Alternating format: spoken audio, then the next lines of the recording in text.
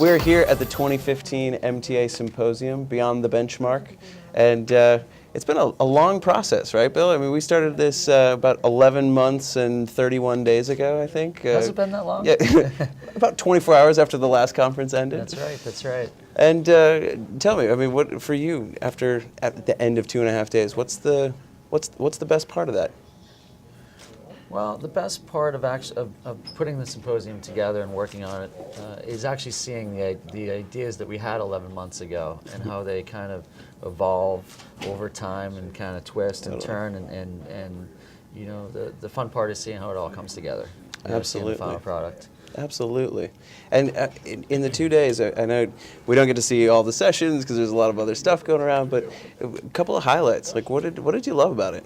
Well, it's funny, you know, the first question everyone asks me, you know, when they first see me is, what should I see? You know, what's your favorite session? Yeah. And it's hard because we've been working on it for 11 months, and they're all my favorite sessions. We probably started with 100 ideas, and we've trimmed it down to what, 15? Yeah, 32. 32 speakers, best ideas. But you know, it's an interesting process, I think, over the last few years.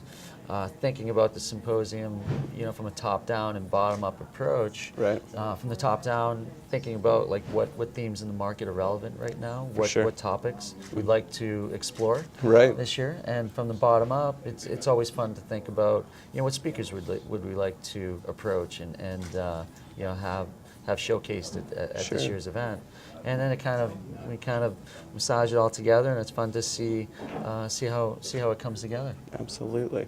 My mom used to read me this book as a little kid called Stone Soup, and every year when we start this process, I feel like that book just keeps coming back to me. So these two soldiers, they walk into this little Middle Ages village, and all they've got is the pot and a little bit of water. So they throw two big rocks in, and the villagers start coming around. Well, what's that? Oh, well, we're making stone soup. I'm like, stone soup? I've never had stone soup. I'm like, oh, it's delicious. You've got to try it. It's the best. I'm like, well, what goes in it? Oh, you can put anything in stone soup. So the first villager asks, well, I've got a chicken. Could you put chicken in stone soup? Oh, chicken tastes delicious in stone soup. I've got some radishes. Can you put... So cut to the end, all the villagers come together and they enjoy this big stew. But what you started with was basically an empty pot and a little bit of water. And so for me, when we start this, it's, I'll back up 3 years ago when we started with a totally blank slate. That was an empty pot. I was brand new to the MTA. This was your first time running the seminar. And I felt like everybody that we approached in the organization was really interested in getting involved. And I think that, you know, throughout the MTA, the whole global group of the technical community, people are really generous with their expertise, with their time, with their resources, and for me, it's amazing to see that all come together in just 2 days. Well, you know, to expand upon that too, and thinking about even this year's symposium, it does go back to 3 years ago, and it actually started at the LRPC, the Long Range Planning Committee meeting for the MTA, where I actually pitched, you know, what we were thinking for the 40th anniversary symposium, and you know, at that meeting, once we concluded our day of you know, tossing around different, debating through different topics that are relevant for the organization. You know, we finished with a cocktail hour ourselves, and it was at that time that I was able to talk with Ralph Akampora, and Ralph and I shared a couple glasses of wine, and I was thinking, you know, I was honored to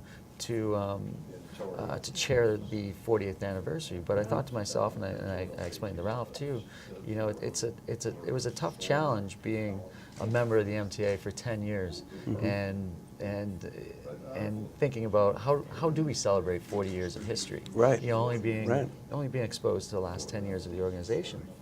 So I asked Ralph. And of course, as soon as you ask Ralph a question about the history of the MTA, the passion just came out. Totally. And a couple hours later, I said, Ralph, I'm forming a committee, and you're on it, because that was exactly the context we needed. And he was totally open. And he was totally open to it. And it wasn't 2 weeks later. I shot Ralph an email, and it started. And we formed a committee. And that first year, we also wanted to to broaden out the committee a little bit, to also have a little bit of a global influence. So we invited Ron William to join the committee as well. Sure, from Switzerland. From Switzerland. Yep. And you know, as well as yourself, it was a great liaison between between myself and the organization. Yeah. And Ralph, and yeah, just kind of grown from there, right? yeah, I just kind of grown from there. And that first year, it was amazing. We started about monthly calls through the summer. We had maybe 2 calls that summer, and after that, the calls accelerated a little bit, especially as we got to that fall planning period. But my point being is that Ralph was on every call. Every call, you know, and if he couldn't make it, it pained him, you know, not to be on that call. Yep. And it was great. And I told Ralph this the other night. I said, you know, we have a lot over these last 2 symposiums to thank from that first year, because it really laid the groundwork.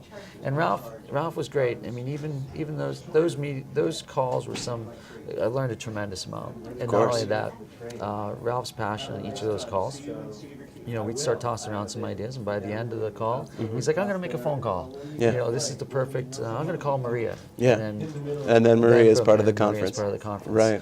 And same thing a year later, like, you know, Bob Pisani. Yeah.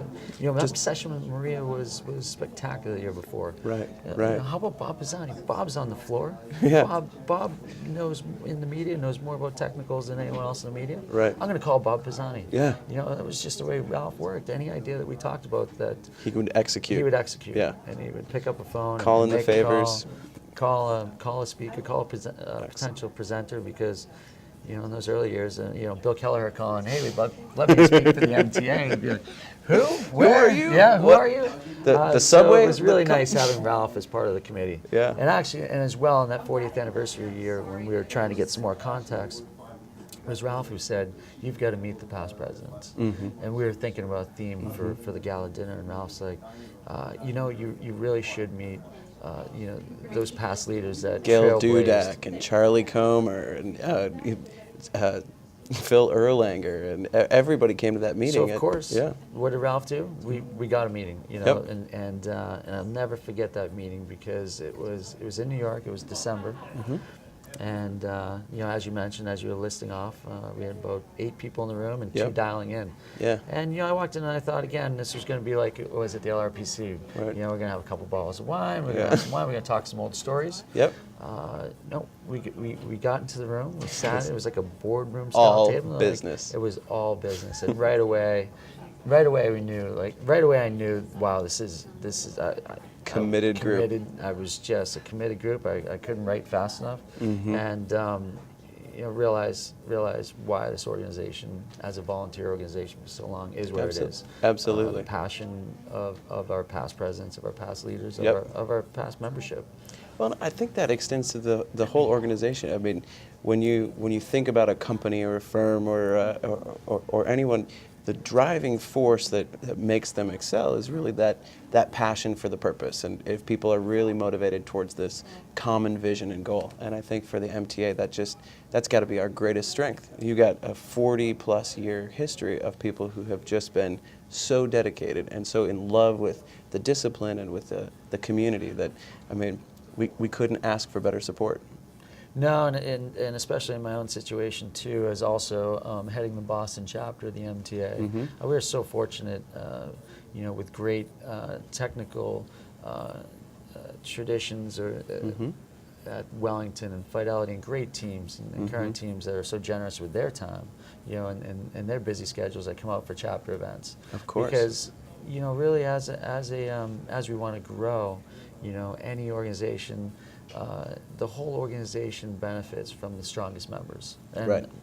meaning not so much the strongest members, but the most experienced, influential that other members can learn from, and just by mere participation by some of our more veteran, more skilled technicians, it goes a long way for some of our newer members that are curious about the CMT exam, or maybe attending the first meeting. Sure. You know, they hear some of the interactions between, you know, some of our technicians on the buy side and the sell side, and it's just really great for growth. Absolutely. So where do we go from here, Bill? Wow, that's a tough one. And just to take a step back, that first year our theme was from pencil to tablet, and I thought it was Pretty powerful imagery about the evolution of our craft, because it used to all be done by hand. I mean, painstakingly tracked by hand. And now with the advent of the technology, it's become much more the role of the analyst and synthesizing all that info. I think that's markets in general too. I mean, markets have evolved and changed so much over the years, and so our craft as well has changed and evolved over time as well. But yes, it's good. It's great at events like this to get that context, to bring in some of the forward thinkers, new new up and coming rising stars of technical analysis. Absolutely. But also mix in honoring some of The the veterans. veteran technicians to get that context, because Absolutely. because you can learn a lot. Obviously, we can learn. Obviously, we can learn a lot from our veteran technicians, but even thinking about how you can really, by charting by hand, how you really can feel the market. There's a lot of veteran technicians say. So we have come a long way, and I thought it was a great theme for our first year to really celebrate that 40-year history. And then we moved ahead a year. We talked about the fusion analysis concept of bringing multiple disciplines together, and that's really driven some of the strategic imperatives for the whole organization. Partnerships with CFA local societies and with the Kaya organization, and now reaching out to expand awareness for technical analysis and the CMT program through all of those different venues. The Securities Traders Association and other disciplines that can come together. And so this year, you took it a step further. Well, and to go back to to our theme last year as well, and I think so many people in the industry like to pit fundamental versus technical. Right. And last year, our philosophy at the MTA is whatever your process is, if you have a technical perspective, it's going to be better. It's going to be better. It's going to enhance your process. Technical analysis is more complementary with other disciplines than it is adversarial. I mean, technical versus fundamental, technical and fundamental. So last year's concept really explored the complementary aspects of technical analysis. And this year, we took it one step further. And 2014 was a hard year for active managers. Volatility was really low. Yep. Difficult to outperform a chart that just goes straight up in a steady line. And a lot of assets were flown into, to passive type vehicles. And so we wanted to take it one step further from the fusion process and bring in a lot of our successful managers, whether it be PMs from shops like Wellington and Fidelity, whether it be our technical analyst teams from Wellington and Fidelity, whether it be a PM from, or whether it be a managed futures strategy, or a tactical asset allocation strategy, or in that process of outperforming. Let's take a look at the role of the buy-side trader or the sell-side analyst. How does the buy-side trader interact with the street, with his own PMs? And how does that translate into alpha? And I'm sorry. And we should probably do one more question and then get back into the room we're a little after 4. So in moving the conference forward, the organization is moving fast. We've got a lot of momentum, a lot of wind at our backs, so to speak. For next year, do you think bigger and better? Do we have any ideas about theme or concept that we want to dish out to the crowd? Well, it's funny. It's funny. Each year when you planning this year's symposium, like I said before, I mean, we might have had, I said 100 ideas, but there are quite a few, and because we didn't incorporate those into this year's conference, was simply because either maybe a speaker wasn't available, or maybe in the balancing, we wanted to diversify maybe some of the topics or the sessions. So we have a lot of material, and I think it's just kind of formulating, and after this conference and reflecting on gathering some of the feedback and reflecting on this year's conference, and yes, thinking about relevant themes in the market, as we move throughout the year. So typically the theme usually generates itself more over the summer. Yep. You know, as we reflect on this year's conference and think about some of the speakers some of the topics that we wanted to cover this year, but we weren't able to, and you know, see how the pieces of the puzzle start to kind of gel. And again, not only with, you know, as I said before, I mean, the symposium, a lot of the ideas that we start with, where they finish is completely Could be a bit different. right. Yeah, it's completely different, And you're always sensitive to the events of the capital markets as well. That plays a big factor in shaping the conference and making sure that all of the topics are timely and relevant. Yeah, markets can change quickly as well, and I mean, not necessarily. You know that a big move in the market is going to have a dramatic effect on how we think about the general. I mean, the true planning of the symposium is actually to reflect the general direction of the organization. Would you call that the secular trend, Bill? I would call it the secular trend, and I think right now this year's conference. Obviously, I hope when planning the conference that you know, the speakers are impressive. They're going to be impressive. But what amazes me about this conference each year is how impressive the attendee list is, and that's what really makes a great conference. I mean, it's my job to provide good speakers, right? But I can't force a good attendee list. That's right. I can deliver it by bringing together good content, and that's our goal. Absolutely. Absolutely. Well, it's my deep and great honor to work with you, Bill. It's a real pleasure, and looking forward to next year, bud. Thank you, Tyler.